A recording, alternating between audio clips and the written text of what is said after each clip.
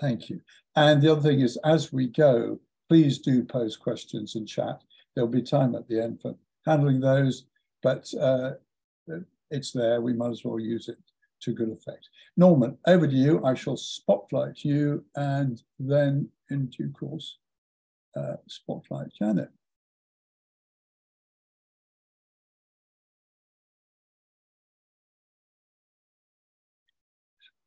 Okay, good evening, everybody. I just wanted to provide a little bit of context before Janet begins to talk. And as we were saying just before the meeting started, we've got an interest in water clearly because water is everywhere. It supports all life, and it's so important for a healthy environment. And so our work really has two general strands to it. This year, it's all about trying to understand our water, our domestic water. And as James said, we had a Zoom meeting back in November, which someone, Ron Baldry from SES, talked about where our water comes from, how it gets to us, and what we can do to look after it, care for it, save it, conserve it. And then tonight, our talk is very much focused on what we're calling the wild water. And the work that we've done so far on that general theme has been to begin mapping our local water, our ponds, our streams, our river, and wetland or marshy areas that we've got in our parish. So predominantly then this year is trying to understand the water that we have access to. I thought it would be interesting just to, as a starting point, to show what our current water supply, wild water supply from rain is. And this is the data from our Red Hill monitoring station. Our average water supply, that rainwater supply, the red line there, tells us that typically we have between 55 and 85 millimeters of water every month through the year. But you can see from the distribution last year that this was highly anomalous, with water supply well down through most of the year, and only having a wet autumn and winter. This year's supply, we've only got data for January and February, but look at the difference there. January above average and February well below average. So our water supply is, when it's averaged out, looks okay, but actually it's very, very erratic through the year. So that's something that I think we need to bear in mind as Janet begins to talk. And the other feature, local feature that I think is worth mentioning right at the start is our geology. As we know, we've got beautiful Surrey Hills to the north of us, which are predominantly chalk, underlain by upper greensand. And then as we come further south through the village towards the River Mole, we come through gault clay, very heavy soils, very poor drainage, lots of marshy areas in the gault and ponds, and then into the lower greensand, which is much better drained, lighter soils, more agriculture, and eventually into the Wealden sands and clays, which predominantly agriculture in the southern part of the village. So again, the geology there tells us a lot about the sorts of soils we have in this area, and also affects the drainage and the groundwater supplies. So that gives us a little bit of a context, I think, for Janet. So I will now say a few words about Janet. Then I think it's a real pleasure to introduce Janet. Janet Manning is a water management and horticultural consultant. She's with a lifelong passion for gardening, Janet. You've had an interesting career combining practical experience of working in plant production in a nursery with scientific research. And I think it's clear from the talks that I've heard you give that you weave together the art and science of nurturing nature. Between 2018 and 2022, Janet was involved in a knowledge transfer partnership at Cranfield University, funded by the Royal Horticultural Society and Innovate UK through biotechnology and biological sciences and the Natural Environmental Research Councils. She was appointed RHS by RHS as their first water scientist, and the work she did on her mains to rains research project, I think, will inform the talk this evening. I think Janet is going to talk for about 30 minutes. And after that, we'll have time for general discussion and questions. So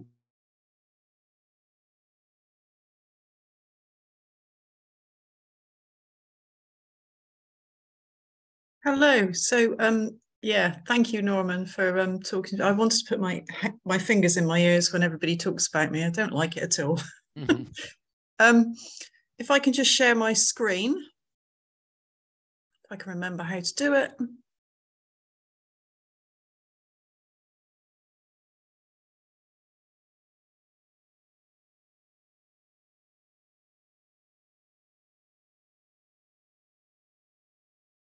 Can everybody see that?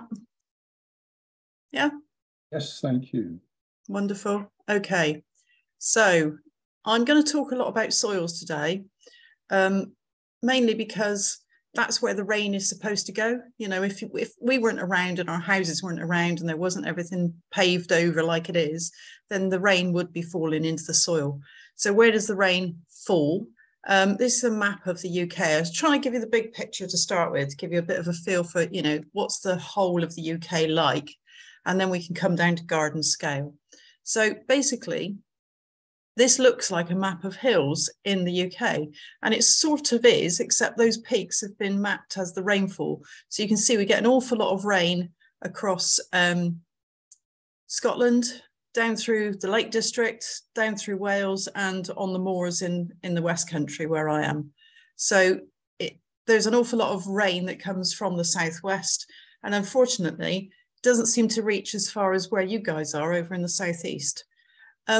That shouldn't be a problem, because if you think, you know, Scotland's got loads of water coming down, but not very many people, and the southeast sort of East Anglia area is very agricultural. So there's not a great deal of people there, but the agricultural areas do tend to use more irrigation. So it's a balance. This is where the water management ideas come in, is that it's a balance between the amount of rainfall you have, the amount of population you have, and the amount of demand that's created by other things like industry. And I've just highlighted a couple of areas there where you've got this different amount of rainfall, but also different amount of industry and people. And it's collecting all that information together to decide whether the amount of rain that we have is actually sufficient for what we need. It's not just as simple as looking at rainfall. I think that's basically what I'm trying to say. So back in 2016, the National Infrastructure Commission did a big report to look at our water resources and see what we need to do. There's 2 or 3 main pressures on our water resources. You may have had some of this from your water supplier. I hope you did, actually. But basically, if we did nothing at all, and we're not going to do nothing at all, but if we did nothing, by 2050, we would be short by 3,435 million litres of water a day.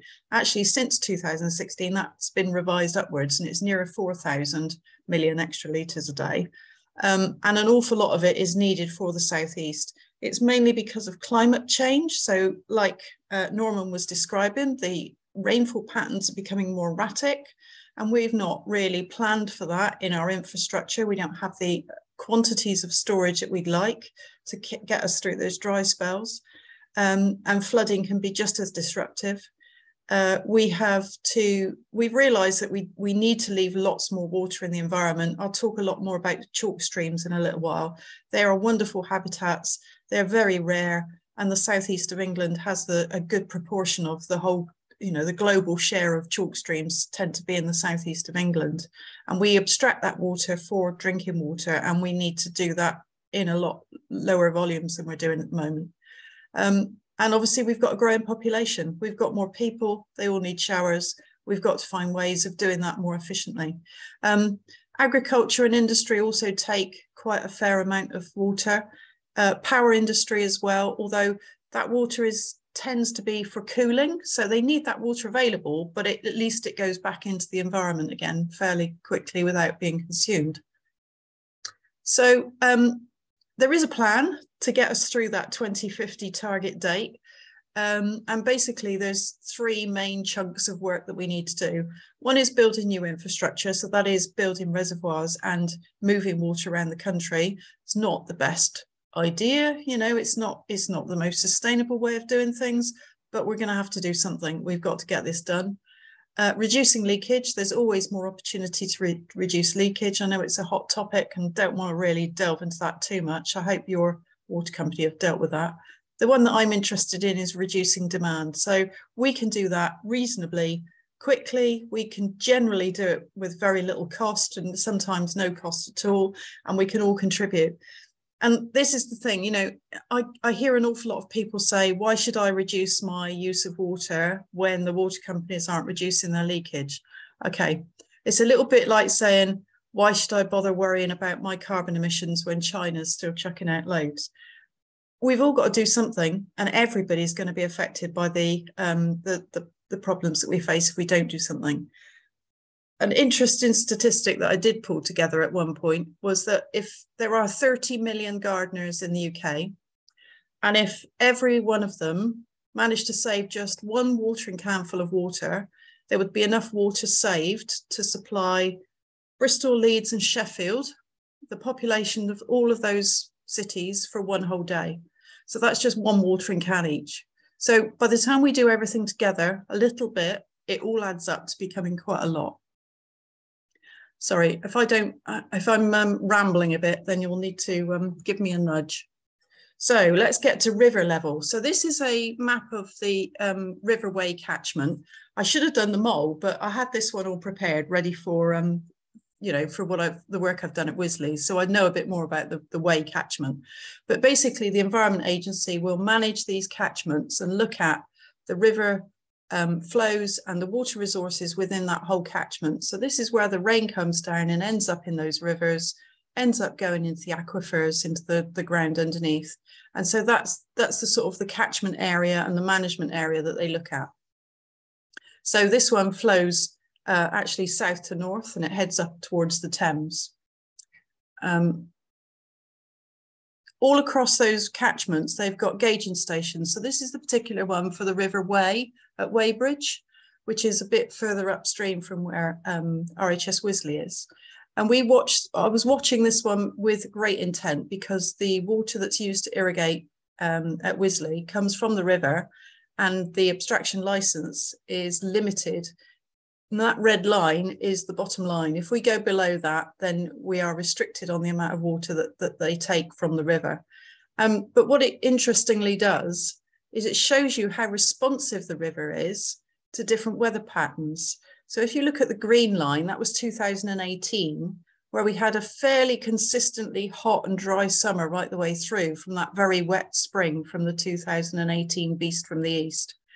So the river flow, the base flow, if you like, had come down very low, and it had chugged along at a very low baseline before it then finally dipped off at the about the end of July. And as soon as it rained, the river then responded, and you could see the flow coming up. But very interestingly, within a week, I mean, these spots are around about every day. Within a week, that river had then dropped back again. So basically what's happening is all the water that falls on the dry ground is running off into the river, and then it's gone, and it's back to where it was before, basically.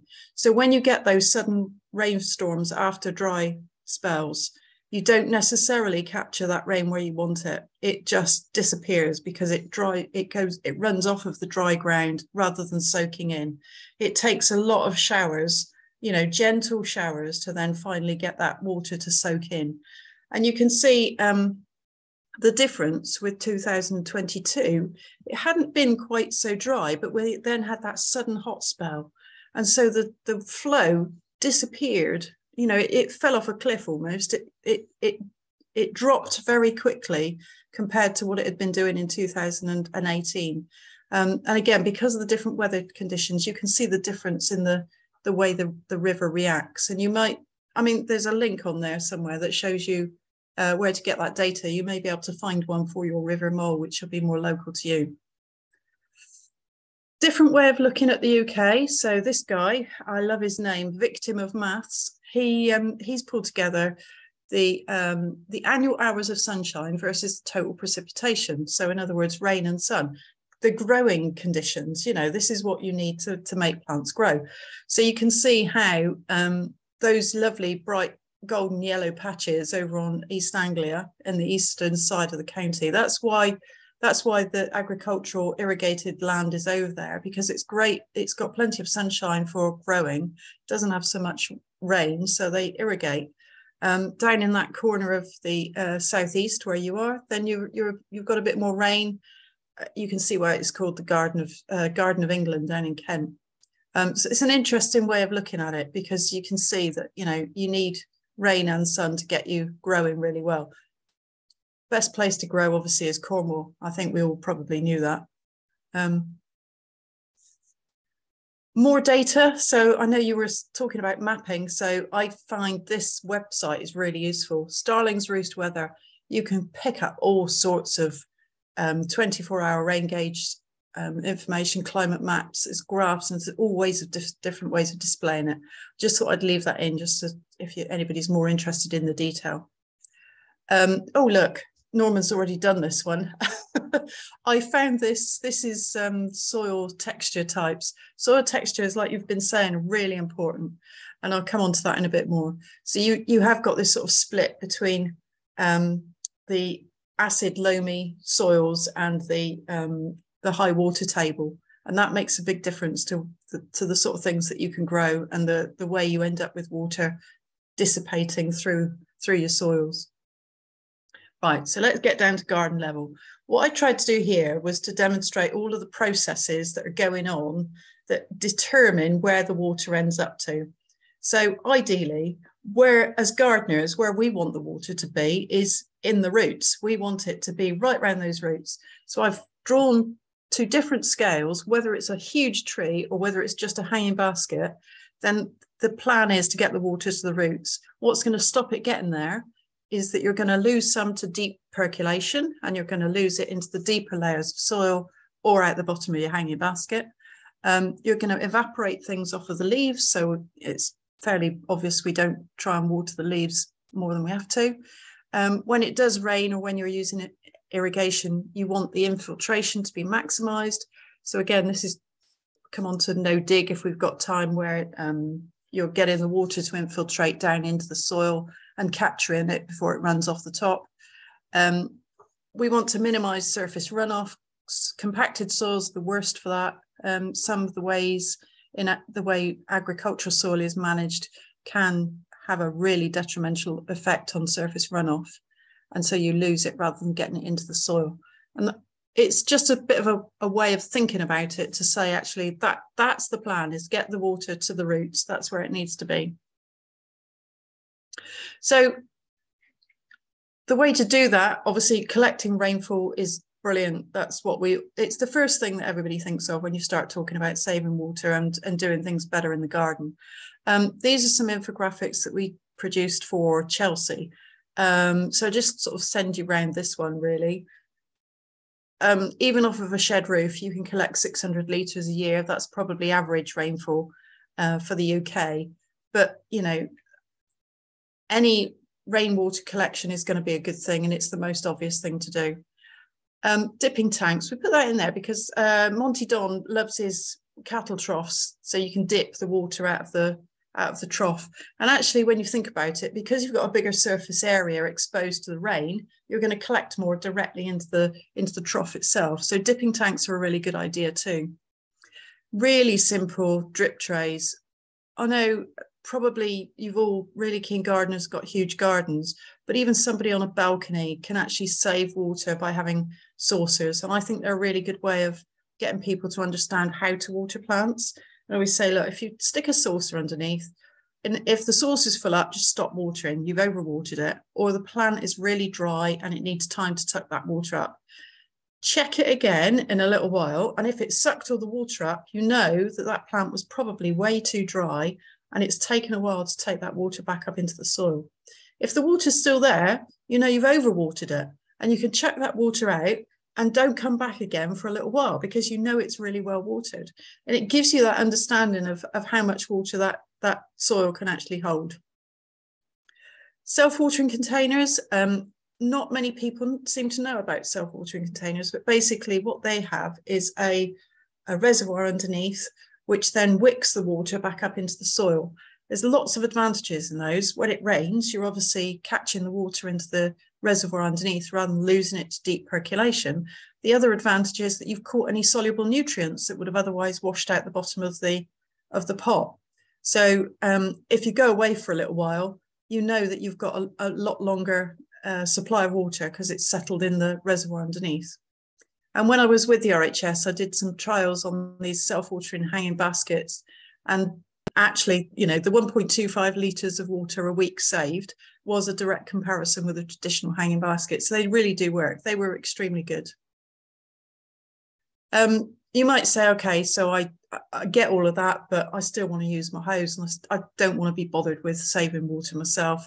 Actually, there's a really good reason to, because rainwater is better for your plants anyway, especially over in the southeast where you've got a lot of water comes from chalk aquifers.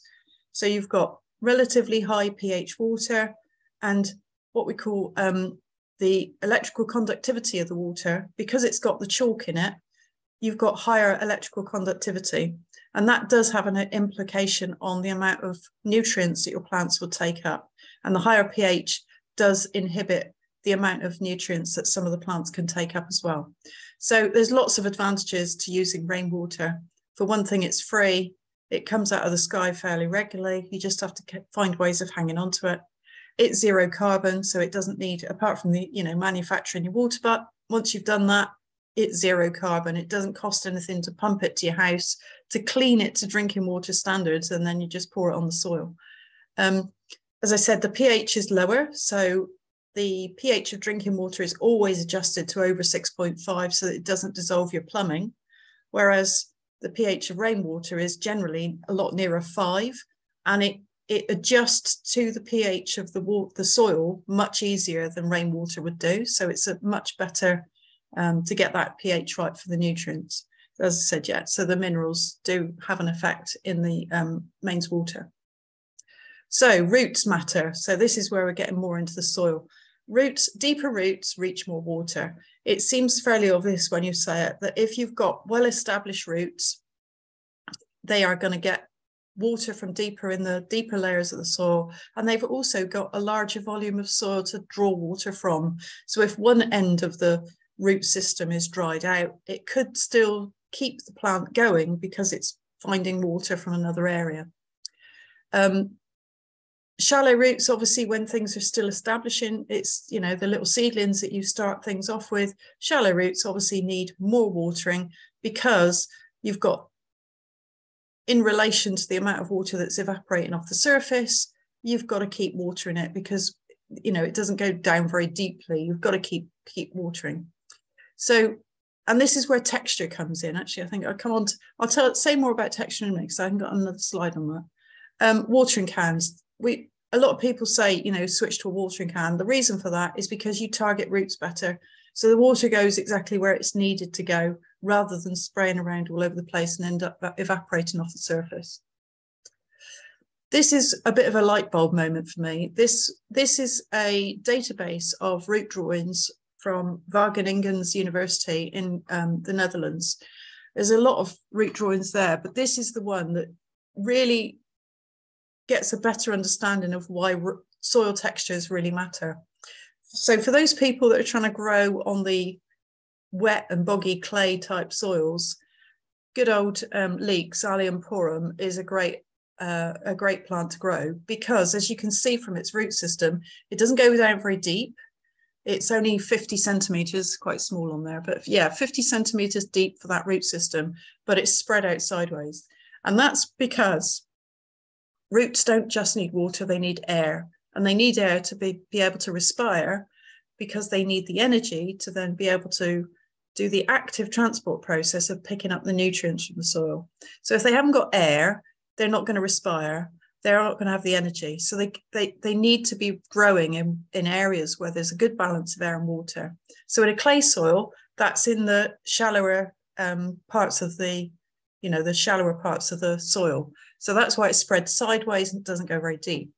So if you look at the other picture, which is Salvia nemorosa, it's quite often referred to as a plant that is fairly drought resistant, but it really brought it home to me because I cannot grow this in my garden. I've got rocky, shallow soil on a south-facing slope, and it will not grow. But everybody's selling me this plant as a drought-resistant plant. Well, why will it not grow? And this is why. Because it gets its drought resistance from putting down really deep roots into chalky or sandy soils. And it can do that because those open inorganic particles that form chalky and sandy soils, where you've got big fissures down through, mean that you've got lots of air. And when it does rain, the water goes really deep too. So you've got that balance of air and water, and it means that the roots can go really deep. And that's why it works. It's not necessarily a plant that doesn't use water. It's just a plant that's really good at finding that water. And that's why it won't grow in my garden, which I'm really upset about because they're gorgeous. Just to explain that in a little bit more detail. So if you had 100 millimeters of rain, so about 4 inches of rain falling on your soil, and it didn't run off the surface, assuming it all goes into the soil, then, and it was dry to start with, then in theory, the clay soil, that volume of water that falls onto your surface, if you've got clay soil, it's only going to go 25 centimeters deep before it's distributed itself through the soil, it won't go any further. If you had loam, it will go a bit deeper because there's obviously a bit more of an open structure. If you've got sand, it could go 1 meter deep. And that gives you the idea of why those plants that have evolved in the chalky, sandy soils with the deep root systems are the ones that then give you that drought resilience. I do get frustrated when people talk about drought resistant and drought tolerant plants, because it's not just the plant, it's the soil and it's the climate that you've got that makes the drought resilience. It's not just the plant itself. In other words, like me, you put a salvia in shallow clay soil, it's not going to like it at all. Just those numbers there. So in other words, a square meter of sandy or chalky soil actually holds onto more water than you could put in a standard size water butt. Water butts are fantastic, don't get me wrong. Everybody should have 1 or 3 or 5 or 11 like I've got. But everybody also needs to remember that the majority of the water that you've got is probably in your soil. And that's what we've got to try and hold on to. Just another demonstration of texture and how it makes a difference. So this brown layer, this is just sand that's been put into a glass fronted container and then some water dripped on the top. The top layer is coarse sand. So the brown is coarse sand. The bottom layer is very fine sand, which is almost acting like a clay would.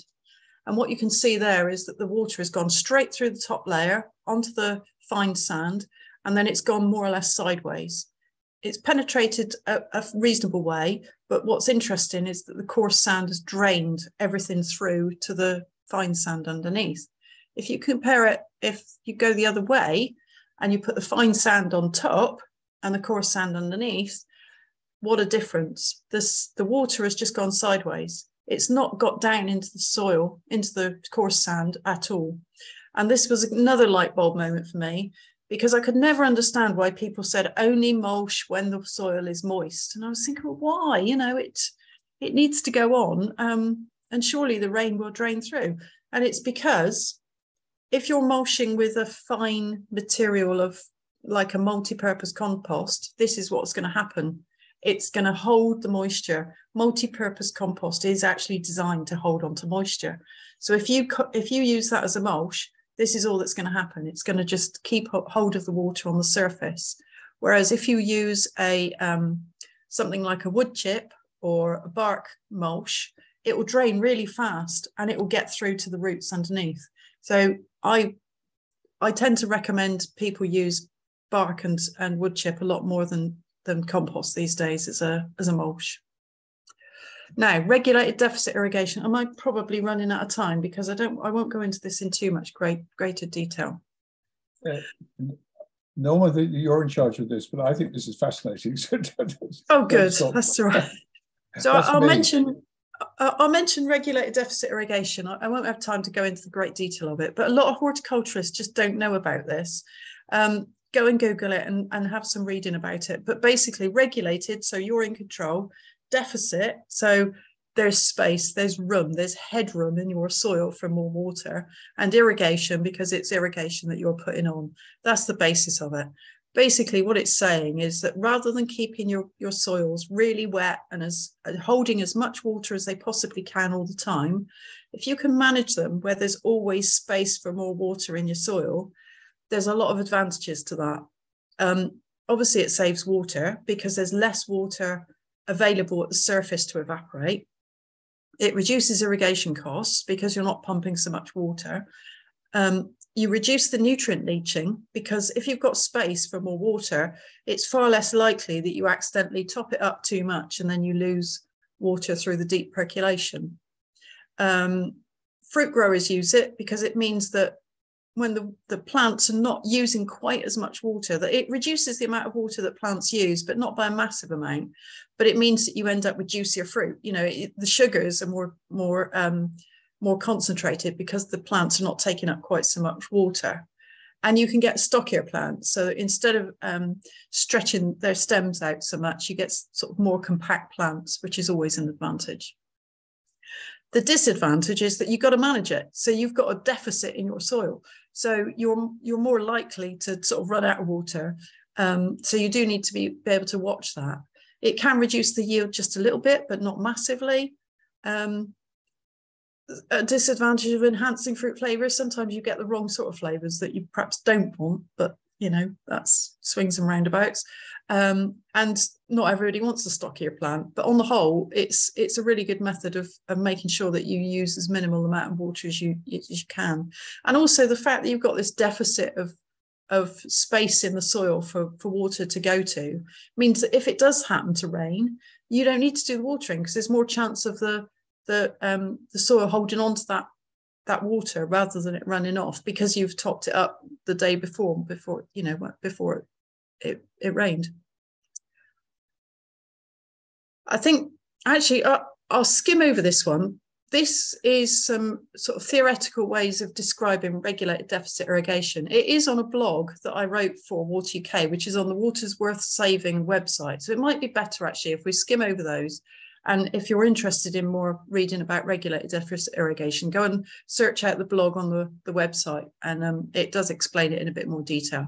But basically, it's the difference between, you know, flood and drought, as I call it, so thoroughly watering it and then leaving it for a week, or maintaining a moist but with a deficit. Both of those graphs actually use exactly the same amount of water. So while I was with the RHS, this is what we were trying to do, trying to get people to make better use of the rain so that we don't need to use the mains water. Big advantages to that, as I've said, it's cheaper. It means the water companies are not imposing hosepipe bans if we're all not using them anyway. And even if they did, it doesn't make any difference to us. So it's positive for everyone. I honestly cannot think of a negative for using more rainwater in gardens. So we developed this system called Mains to Rains. I know Norman's been sharing some of those details on the website, and I hope you've all had a look. Please do, because you can still go on there and you can pledge to do things in your garden, which will mean that you'll switch to rainwater, which is great. There were 10 main things that we chose. And what we did was looked at the science, looked at the peer-reviewed science to find evidence to show us how much potentially we might save. So there was a lot of science that went on in the background of this, a lot of maths as well. They are all estemates, but we just had to start somewhere because nobody actually measures how much water is used in gardens, which is the really frustrating thing. We just don't know because metered water is measured at the household scale. So quickly running through water butts we've talked about, they're the most obvious. Drip trays, they're really easy to do. Adding mulch. So what mulch does is it actually stops the surface evaporation and it also feeds the soil. So you've got this organic feed going down into the soil and that opens the structure of the soil up. That's partly because of all the sort of the biodiversity, the bacteria and the fungi that grow because of it. And that's where no dig comes in. It's so much better to not dig because if you do dig, what you're doing is you're breaking up those fungal mycorrhizal connections, which are really helpful in getting water to plants and through much bigger networks of mycorrhizal fungi which can bring water to your plants. Right plant for the right place, like I've described with the salvia. Getting the right one in the right place means it's a lot less watering. Swapping paving for plants. Now that probably doesn't save any mains water, but actually what it does do is, again, go back to this idea that you're actually allowing the rain to get back into the soil where it wants to be. That's where it should be. Using a watering can, we talked about that as well, where you're directing water to the roots. That's where it needs to be. It doesn't need to be spraying over the paths or leaves or anything else. Watering a lawn, that's the really big one. If people are still watering lawns, I'm not sure everybody still understands that if you water your lawn for an hour, you've used as much water as you would have done in your house for a week. So it's the massive one. And honestly, you know, I think we all need to get over the idea that we need perfectly green lawns all the time for the sake of pulling water out of chalk streams. You know, it's just, it's one of my biggest bugbears is perfectly green lawns. Adding compost, yeah, this is about feeding soil and putting biodiversity into the soil, which is great. But actually digging it in is far less effective than putting it on as a mulch over the top. And that's partly because of this surface evaporation. So much better to put it on top. Self-watering pots I've described, and permeable paving, so that rather than the water disappearing, if you've got permeable paving, it will just soak into the soil either sides of your path as well. It's all about keeping as much, slowing down the flow and keeping it into your soil rather than letting it go. Organic matter, I think I've probably said most of that. So this is a picture of, I was really excited when I found this in my compost heap. So this is the mycorrhizal fungi. If you find this, this is ideal. This is what you want. So the mycorrhizal fungi will actually grow much bigger networks than your roots will, and they will come back and they will actually form this symbiotic relationship with the roots of your plants. So they bring water and very often phosphorus back to your plants. And in exchange, the plant will give up some of its sugary, starchy production that it makes in its roots to the fungi. So it is a symbiosis. And that's what you break up when you start digging. So yeah, if you get that, that's brilliant. That's what you want. I think I explained a bit about soil respiration. So yeah, it's not just about water, it's about getting the air into the soils as well, because then that means that roots can go deeper and then they can find more water. Nutrient lockup, that's an interesting one. So when things are decomposing, then the nutrients can be used up by the actual bacteria and the fungi that are needing them to actually grow to do the decomposition. So once you've grown the bacteria and the fungi, they then start to die and then they release nutrients again. So this is in the natural cycle of making compost. You do need to let it to mature before those nutrients are released again. I'm going to miss that one out for a moment because that's a little story that I tell about scorch.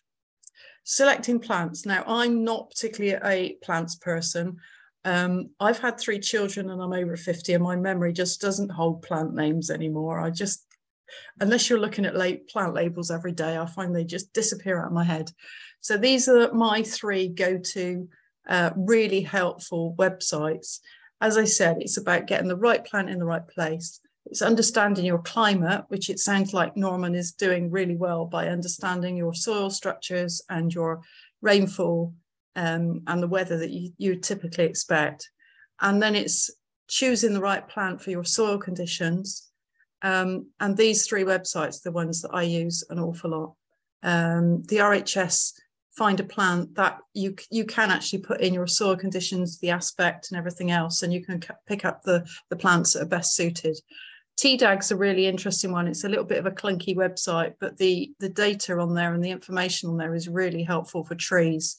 There's an awful lot of people complaining about trees getting chopped down at the moment, but there's a lot of information on the TDAG website about how with climate change, we really need to be planting trees that are going to survive over the next 50 years. And there's real concerns that some of the trees that we normally have and we normally see are just not going to be there in a few years' time. So yeah, that's my 3 go-tos. Very good. Very good. And just to finish off, I mean, this is the reason that I do this. This is chalk streams. So as I said, in the southeast, I think there's something like around about 200 chalk streams in the globe combined, and we've got like 80 of them, I think. Or it might even be higher than that. I should look those numbers up. Anyway, we've got an awful lot of the chalk streams. They're a rare habitat. This is a picture taken at different seasons. So this first one where the water's pretty murky is because it's in the winter and there's a bit of runoff from the surface and surrounding area. So it's looking pretty murky, but there's a lot of water there. Come the spring, the water levels are not too far down, but you can see how much it's cleared up. So this is where the water is now being fed from the aquifer. Everything's greened up. The weed in the water helps to hold on to those sediments and use those nutrients as well. And the thing with chalk streams is that they are very consistent temperature usually because they're fed from the aquifer. They're often a consistent 10 degrees, which means that you've got a really good haven for a lot of wildlife. And then by the summer, the water's gone. And by autumn, it's still not returned yet. And this is where we need to change the way we do things. We need to try and recover these chalk streams by reducing the amount of water we take for drinking water. And I'm sure you've heard a lot of that previously, but you know, it's a choice. For me, it became rather relevant because it's a choice between, do we want to preserve chalk streams like this, or do we want to water our green lawns and have a lovely green lawn that we love? That's the sort of choice that we're making, and I just rather have a brown lawn. So that's what a chalk stream should look like. Please don't reproduce this one. I've borrowed this photo from a guy that I've been in contact with the Rivers Trust, and he'll kill me if that one goes, because he loves his photos. He's very precious about his photos because they are quite rare. The weed that you see there is ranunculus in the late spring. Then that is a beautiful bed of little white flowers. It's just lovely. And yeah, same sort of thing. Beautiful, pristine habitats. That's how it should look. Fantastic. So thank you very much for listening. And I would normally charge for these things, but I'm not. So if you'd like to donate to either the Rivers Trust or Stormwater Shepherds, who also do an awful lot of work trying to keep our rivers in a good condition, then please do feel free. Links Fantastic. There. Janet, thank you very, very much. You're welcome. Let's go to standard time. I'm trying to get rid of your if you could stop sharing. Stop sharing? Hang on. Yeah. Then that's what I'm looking for. And there's a number of questions being put. That's fantastic. Thank you.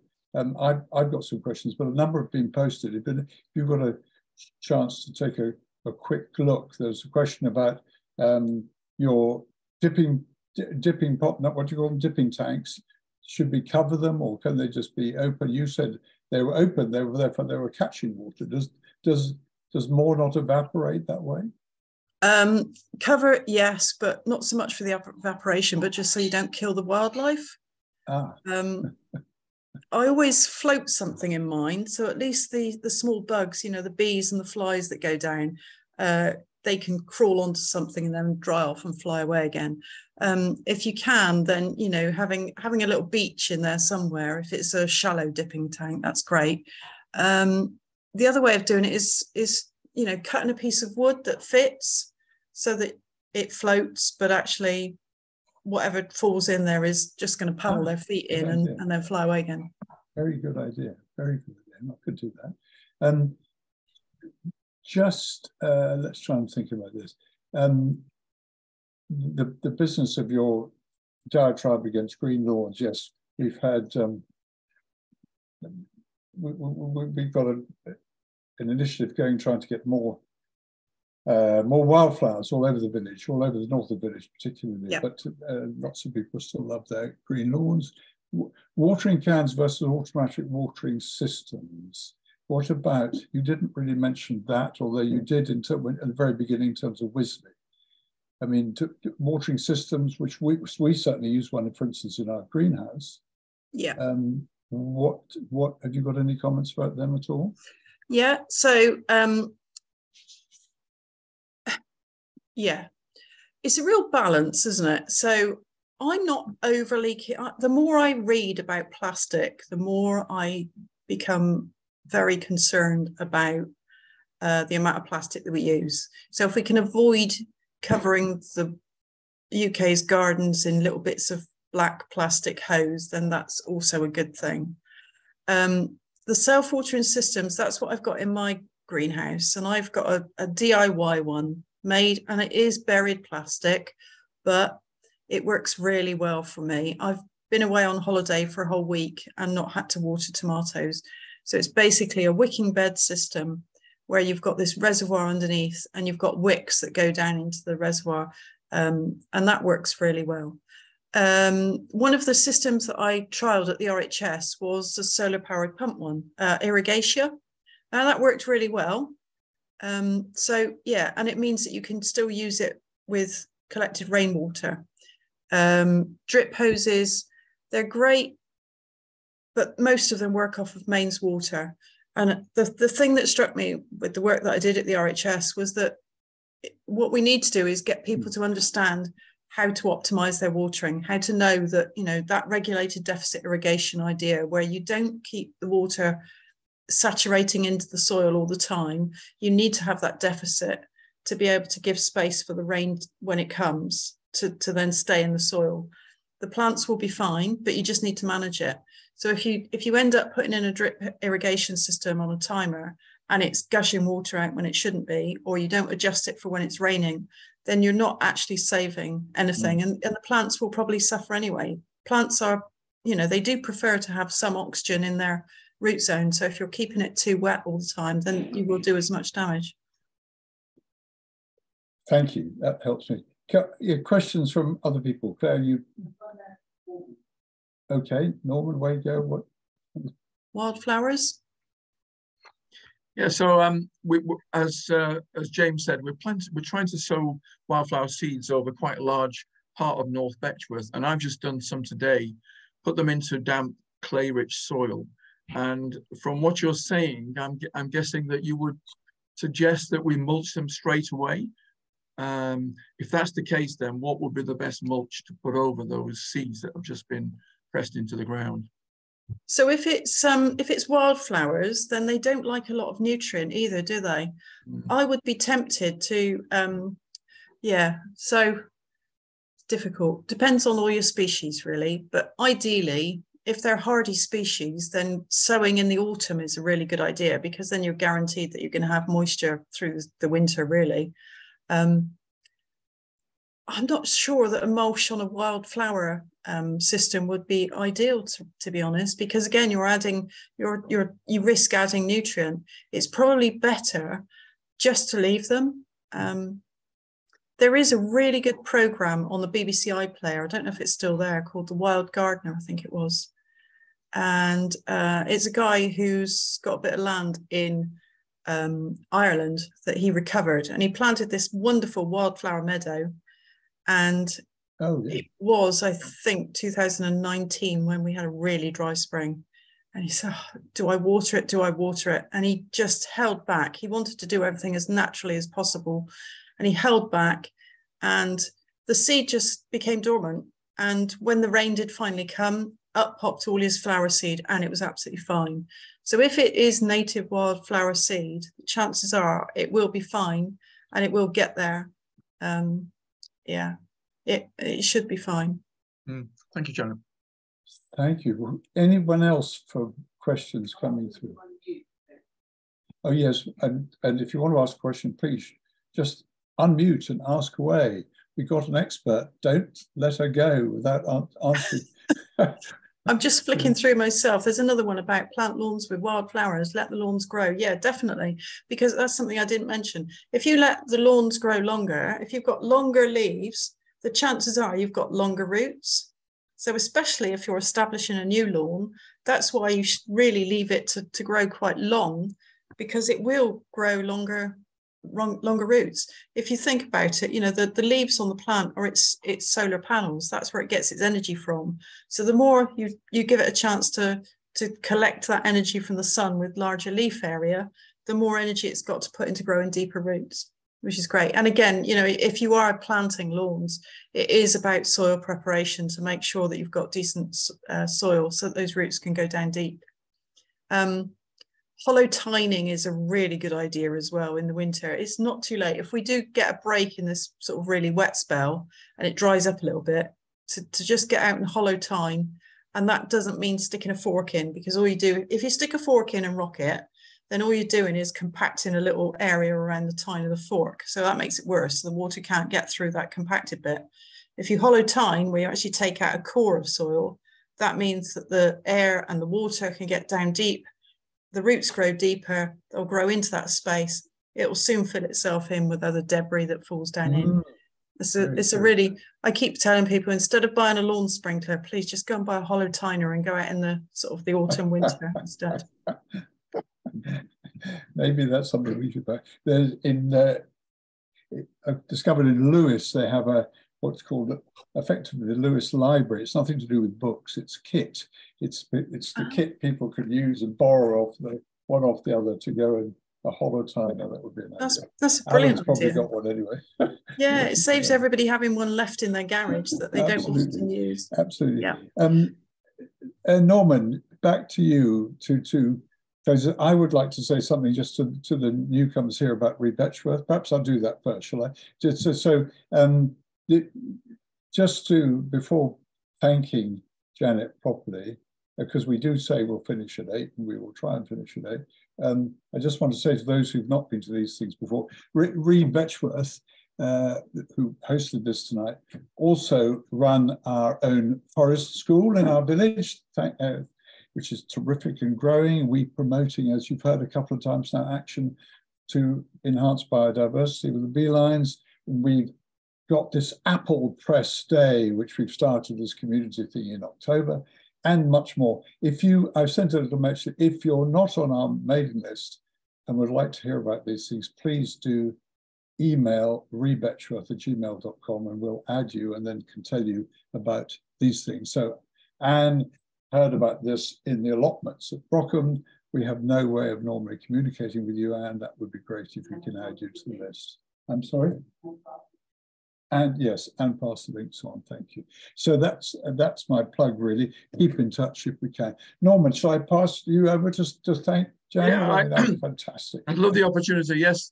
Thank you very much, Janet. I mean, I did a little bit of research and found you via Google and listened to some of your talks on YouTube and your podcasts, and they're always interesting and informative. And I think tonight you've given us the same, you know, some very interesting perspectives in the big picture, and then bringing us right down to where it really matters, the roots, I guess. And thank you very much. It's been really entertaining and very informative. Thank you. Thank you. And we will circulate those, having recorded this thing, the links for the donations. Oh, wonderful. Yeah. You know, no pressure, honestly. It's just, you know, they're people that I know are doing great work. Yeah, very good. Well, more power to you. Thank you, everyone. Thank you all very much. Thank you, Norman, for organising this. Thank you, Janet, again, for being such an excellent and interesting speaker. Thank you, James. Thank you all. Thank you, James. Good night, everyone. And do email us if you're not on our list. Thank you. Thank you. Thanks, Janet. Bye-bye. Bye. Cheers. Thanks very much.